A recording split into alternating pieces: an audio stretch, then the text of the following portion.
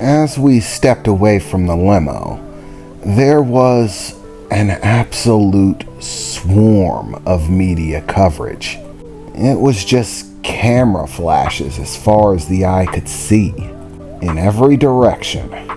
Quickly, a group of biotech security officers came to escort us through the swarming horde, who were all, of course, shouting belligerent questions, one after another, of every category and variety you could think of. As we finally made our way through the crowd, with the help of some dividing ropes to keep them at bay, we finally made our way to the front of the biotech building and up the stairs of the entryway to find a podium sitting at the top, attached to many different microphones, and my mother and father standing behind it.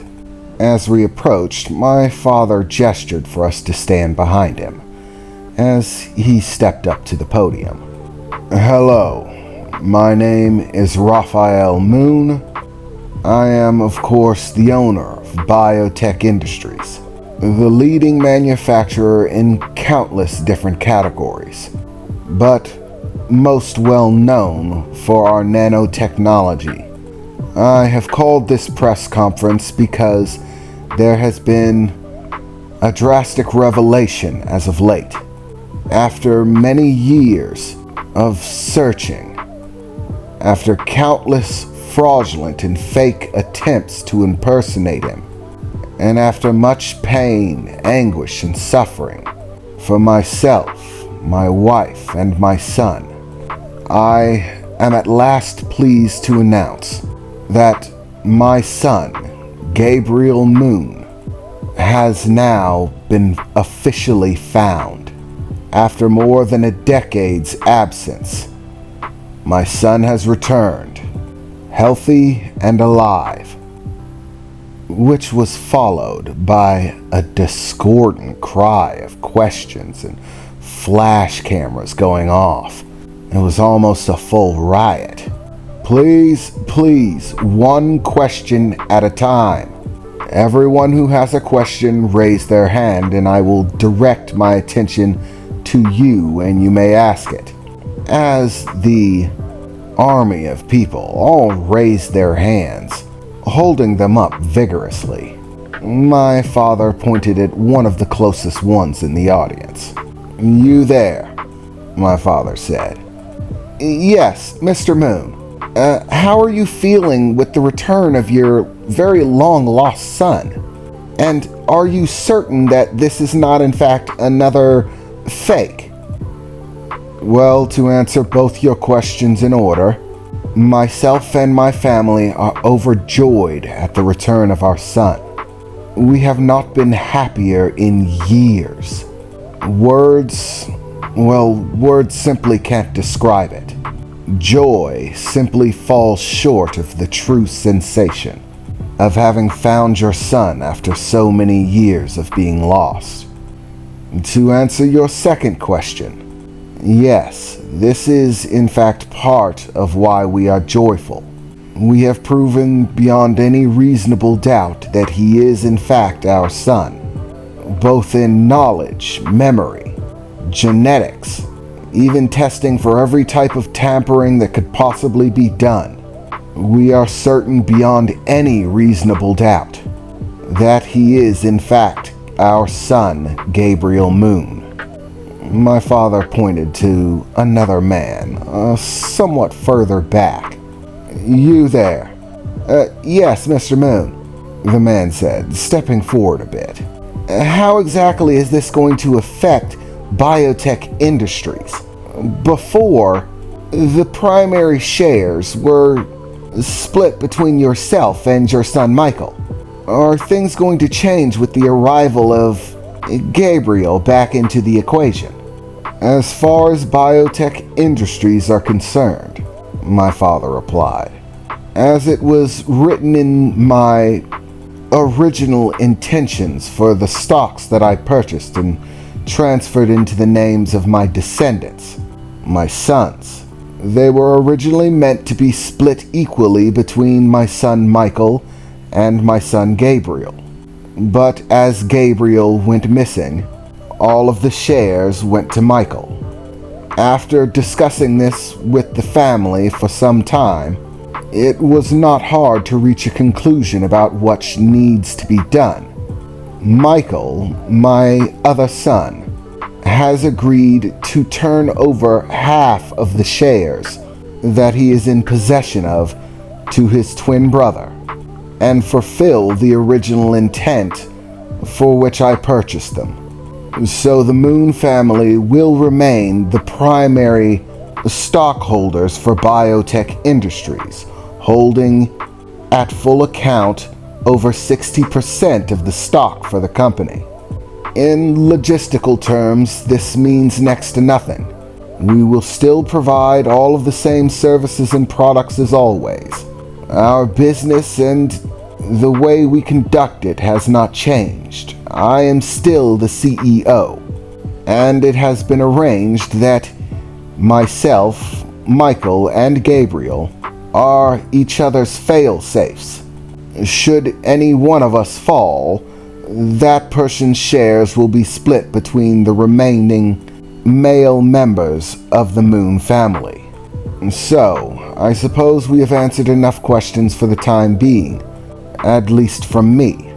Now, I will return to the background for a moment and allow you to ask a few questions of my newly found son. Gabriel, if you would step forward, he said, turning around and gesturing towards me. I swallowed the lump in my throat and walked forward, standing in front of the podium with Emily clinging tightly to my arm as I did. My dad had given me some pointers on how to deal with these press conferences. Basically, I was to follow the same pattern that he did, offering answers to a few specific questions. Choose a reporter, let them ask a question, move to the next. I thought to myself as I stared out into the discordant series of camera flashes, trying to pick one out. You, I said to a woman, pointing in her direction towards the front of the crowd. Yes, Gabriel Moon. You've been missing for over a decade. Exactly where have you been? And how is it that you've made this sudden and miraculous return? Okay, I replied. Put very simply, I've lived the majority of my life outside of the walls of Newgate City, in the Yellow District, at which point the entire crowd seemed stunned to hear that I had been living outside of the walls. And as for my, as you call it, miraculous return, honestly, it came down to nothing more than blind luck, I suppose. I hadn't returned because in my absence I had suffered a head injury. I had lost all memory of my life previous to it, and as such had made no attempts to return, because I didn't know where to return to or how. But a short time ago, I made a recovery, regaining the memories that I had lost previous to the injury, and finally returning home. I found another person in the audience, pointing them out. Another gentleman close to the front. You there. Yes, Gabriel Moon. Question number 1. There is some highly enticing information that says that you were actually the winner of this year's Black Label races. Is it true that you competed in the Black Label races? And if so, why? Well, I replied, I competed in the Black Label races before my memory returned. It was my intention to win the Black Label races in order to gain sponsorship and thus access to Newgate City. However, after the conclusion of the Black Label races, I regained my memory and thus had no longer any need to continue participating. One more, I thought to myself as I looked out into the audience, this time pointing out someone further towards the back. You there in the back, with the gray hat, I said, pointing to a gentleman far astray into the distance. Yes, Mr. Moon. First question, how does it feel to be back with your family? And our follow-up question is, who is that beautiful woman on your arm? Is that perhaps your girlfriend or wife? Okay, to answer your first question, it feels great to be back home. Honestly, I haven't been this happy in near a decade. Life in the Yellow District is not easy. Every day presents its own challenges, and doing it without a family made it all the more difficult. Now that I'm home, I have gained exponentially in terms of both the quality of my life as well as the quality of the people in it.